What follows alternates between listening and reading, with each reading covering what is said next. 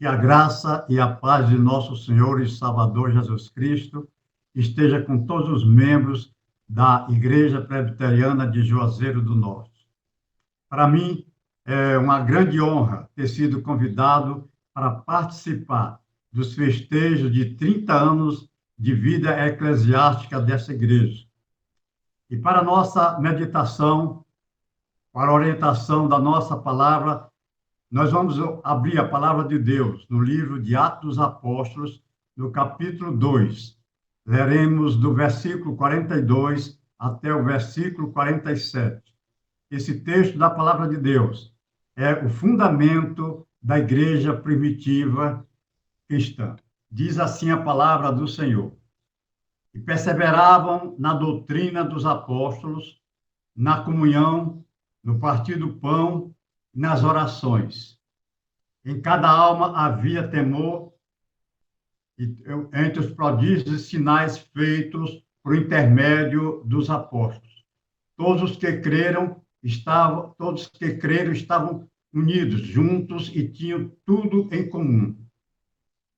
Vendiam suas propriedades e bens, distribuindo o produto entre os irmãos, à medida que alguém tinha necessidade. Diariamente perseveravam unidos no templo, partiam pão de casa em casa e tomavam as suas refeições com alegria e singeleza de coração, louvando a Deus e cantando com a simpatia de todo o povo. Enquanto isso, acrescentava-lhes o Senhor dia a dia os que iam sendo salvos. Que Deus aplique a sua santa palavra aos nossos corações. Eu vivi em Juazeiro do Norte durante 12 anos, do ano de 1965 ao ano de 1978. Tenho gratas recordações. Aí eu desenvolvi o meu método de pregar a palavra de Deus. Era pastor da igreja na época, o reverendo João Moraes. E ele me dava um domingo todos os meses para eu pregar. Ele foi embora para Recife e eu assumi a direção da congregação de Juazeiro do Norte. E aí eu passei a pregar semanalmente. Para mim, foi um momento muito importante. 31 de outubro de 1517. 31 de outubro de 2020, desculpem. Exatamente há 503 anos, Martinho Lutero colocava as suas famosas 95 teses na igreja de Wittenberg, na Alemanha. E esse foi o marco inicial da reforma protestante do século XVI. Um número sem fim de crentes dos dias atuais desconhecem essa história, desconhecem esse marco da reforma protestante. Por isso é importante nós, os evangélicos da atualidade, revermos este evento de grande importância que aconteceu na metade do século XVI, na metade do século XVI, que foi a reforma protestante. Lutero, ele não queria sair da Igreja Católica Apostólica Romana. Ele não inovou nada. Ele apenas renovou. A igreja estava totalmente fora dos princípios da Bíblia Sagrada, longe, muito longe desse texto que nós lemos aqui em Atos, capítulo 2, dos versos 42 a 47. A reforma foi um movimento levantado por Deus e executado por homens e mulheres tementes a Deus que davam suas próprias vidas para que o evangelho puro, o evangelho autêntico fosse realizado, fosse vivido no meio do povo de Deus. O povo de Deus, a igreja, foi organizada conforme Atos capítulo 2. Nós vemos aí o início da igreja cristã. Muitos têm uma informação errônea, achando que a Igreja Católica Apostólica Romana foi a igreja mãe, foi a primeira igreja. Não, é um ledo engano. A Igreja Católica Apostólica Romana foi organizada no ano 381 depois de Cristo. Roma detinha o poder político e o bispo de Roma achou por bem também trazer para si a hegemonia religiosa sobre o povo da época. Mas a igreja mãe é a igreja primitiva, a igreja que foi organizada com a descida do Espírito Santo. No ano 33 da era cristã, depois da morte de Jesus Cristo, até o ano 57, os cristãos eram conhecidos como os do caminho. Em Atos capítulo 11, versículo 26, diz que os cristãos foram pela primeira vez, os seguidores de Jesus Cristo foram pela primeira vez chamados cristãos. Era esta igreja primitiva. Esta igreja que era fundamentada na doutrina dos apóstolos, no partir do pão, nas orações. Era uma igreja fervorosa. Mas aconteceu que em 381, o imperador Agostinho deu fim, colocou um fim à perseguição que o Império Romano vinha impondo sobre os cristãos. Durante 250 anos, os cristãos padeciam os piores momentos da sua vida. Eles eram lançados para as covas dos leões famintos e eram trucidados, eram queimados vivos. O povo de Deus muito sofreu. Mas no ano 381, Agostinho, repetindo, ele pôs fim a essas perseguições. Ele disse que agora era um cristão, mas era um falso cristão. Ele louvava a Deus e também a Zeus. Era um idólatra também. Então, esse homem se disse cristão, tinha aceitado o evangelho. E esse foi um fato histórico de muita importância para a degradação da igreja, porque aí o Estado, junto com a igreja, entrou a corrupção, a prostituição, todos os erros que a história resiste. E essa igreja, então, começou a colocar inovações. O Papa Damaso I, ele começou a doutrina da Igreja Católica Apostólica Romana de adoração à Virgem Maria. Ele erigiu um templo muito suntuoso, muito grande, para a Rainha Virgem. Agostinho, que era o maior dos pregadores da época, escreveu uma carta para o Papa idólatra, dizendo do perigo da igreja se tornar uma igreja idólatra. Mas o Papa não deu ouvidos às palavras de Agostinho. E assim começou o culto à Virgem Maria. A Virgem Maria, naquela época e ainda hoje, em muitos lugares, em muitas igrejas, é mais adorada do que o próprio Jesus Cristo. No ano 600 da era cristã, foi criado também pelo Papa Gregório I a invocação a Maria, as orações à Virgem Maria de Santa Maria. Ora pro nobis, ora pro nobis, orai por nós. E então, desde essa época, a Igreja Católica Apostólica Romana começou a introduzir no seio da igreja muitas inovações sem respaldo na palavra de Deus. Em todos os concílios eram criados novos dogmas que se distanciava da palavra de Deus. Foi criado o purgatório, foi criado a adoração aos santos e muitas outras inovações foram sendo introduzidas. A igreja cristã chegou no século XVI, na metade do século XVI, totalmente divorciada da palavra de Deus. Na época, praticava-se a simonia, que era a comercialização do evangelho. A igreja estava vendendo indulgências, que era um documento papal que dava aos que o adquiriam a salvação de suas almas. Segundo alguns estudiosos, essas indulgências na moeda de hoje valiam $300, mais de R$ 1.500, uma indulgência. E os pobres, como eles poderiam adquirir essas indulgências? Então, foi contra isto que Martinho Lutero se revoltou. Repito que ele não queria sair da Igreja Católica Apostólica Romana.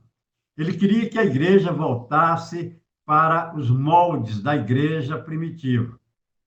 Ele estava estudando a Epístola de São Paulo aos Romanos. E ele entendeu que a justificação é um dom de Deus, é uma dádiva de Deus.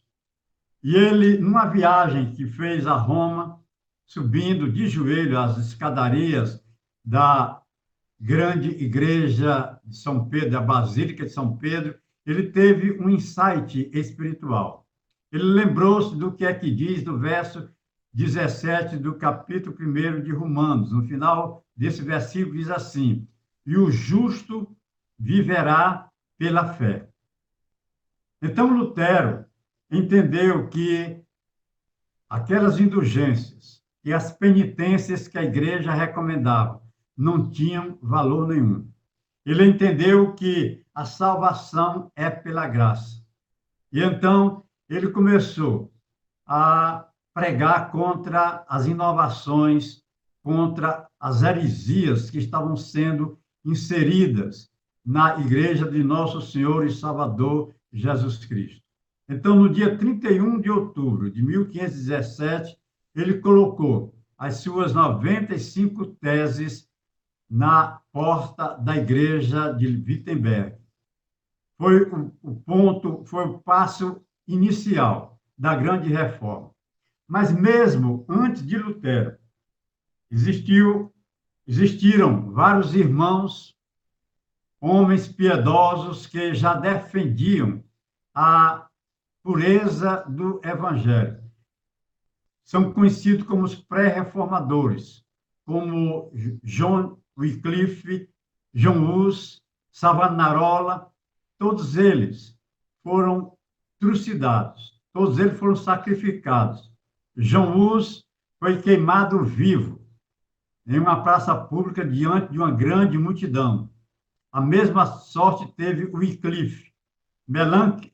Savonarola foi decapitado e o seu corpo foi queimado.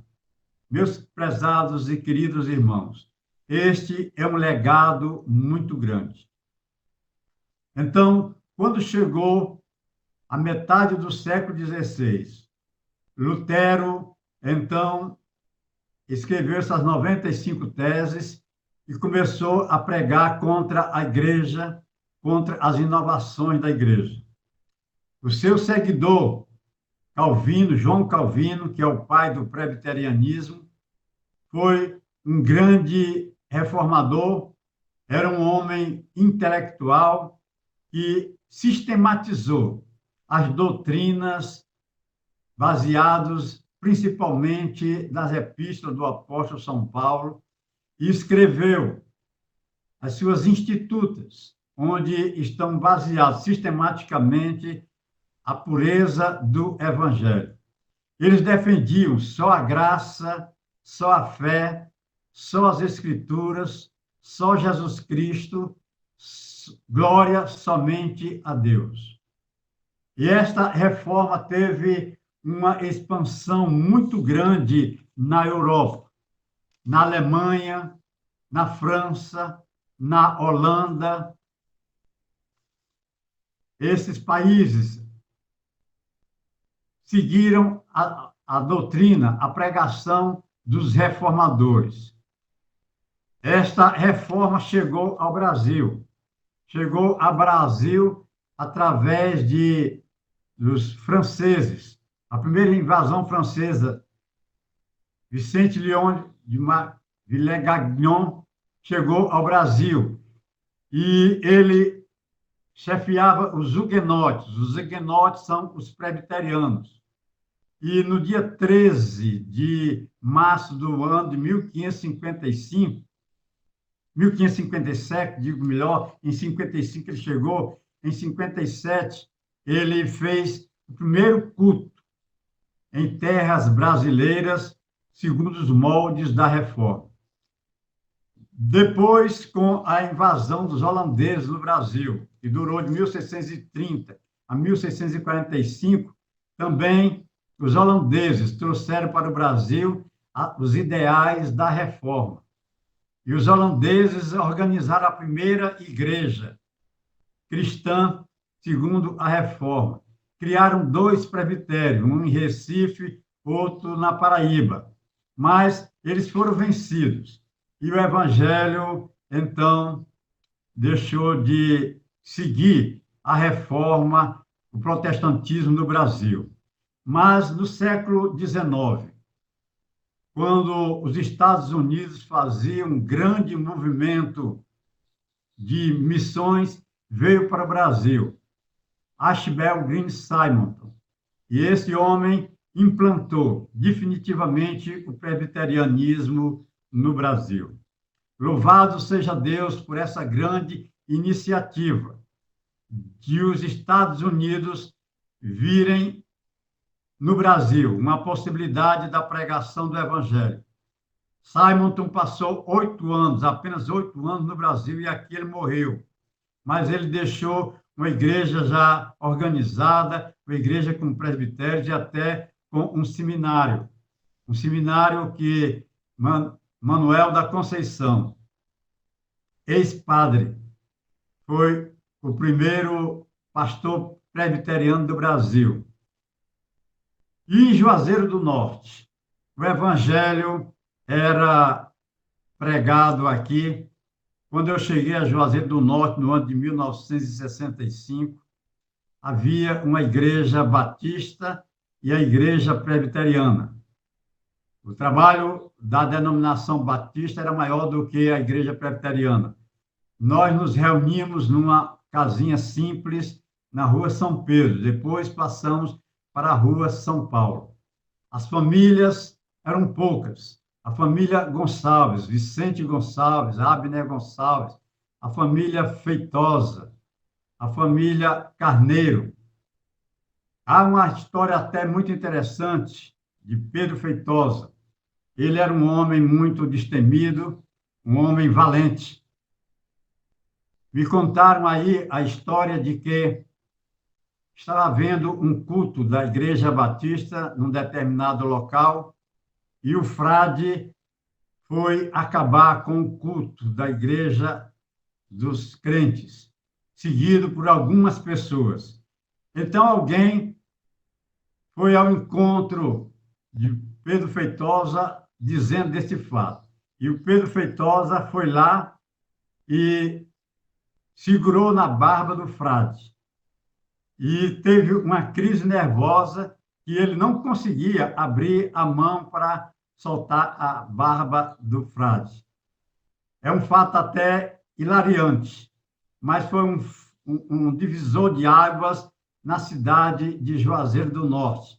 Aí os evangélicos já deixaram de ser perseguidos. Reverendo Natanael Cortez teve em Juazeiro do Norte, teve encontro com o padre Cícero. E essa cidade é uma cidade que hoje eu louvo a Deus pelas notícias que recebi do pastor da Igreja Presbiteriana de Juazeiro do Norte, dizendo que já tem 3 igrejas presbiterianas nessa cidade. Louvado e engrandecido seja o nome do nosso Senhor e Salvador Jesus Cristo. Nós, irmãos, temos de honrar, temos de ser herdeiros, fidedignos dessa história da reforma protestante. A igreja precisa continuar com esses ideais da reforma. A igreja precisa ser uma igreja ortodoxa, uma igreja fiel à Bíblia Sagrada. A igreja que precisa continuar pregando os ideais da reforma. Só Cristo, só a fé, só a graça, só as Escrituras. Louvor e glória somente ao Deus Todo-Poderoso. A igreja precisa continuar difundindo o Evangelho, porque hoje a igreja reformada, alguns historiadores, alguns estudiosos dizem que ela já está precisando de uma outra reforma, porque hoje é pregado também, alguns teólogos liberais pregam o evangelho espúrio, um evangelho que não tem fundamento na palavra de Deus. Mas a igreja presbiteriana é uma igreja histórica, é uma igreja reformada e precisa continuar vivendo os ideais da reforma. A reforma protestante é pouco conhecida por muitos cristãos. Por isso, é muito importante que as comemorações dos 30 anos da Igreja Presbiteriana de Juazeiro do Norte seja iniciada com a lembrança, relembrando os feitos da metade do século XVI. Que esta igreja continue sendo fiel ao Senhor Jesus Cristo. Que esta igreja continue pregando a palavra de Deus. E eu gostaria de encerrar esta minha palavra, me confraternizando com todos os irmãos, lendo um texto muito importante do apóstolo São Paulo, na Epístola aos Filipenses, no capítulo 1 de Filipenses, no versículo 17, diz assim a palavra do Senhor. Filipenses, capítulo 1, verso 27. Vivei acima de tudo por modo digno do Evangelho de Cristo, para que, ou indo ver-vos, ou estando ausente, ouça no tocante a vós outros, que estáis firmes em um só espírito, como uma só alma, lutando junto pela fé evangélica. Que a igreja de Juazeiro do Norte esteja unida, junta com só afã, com só ideal de defender a pureza do evangelho. Deus seja louvado. Amém.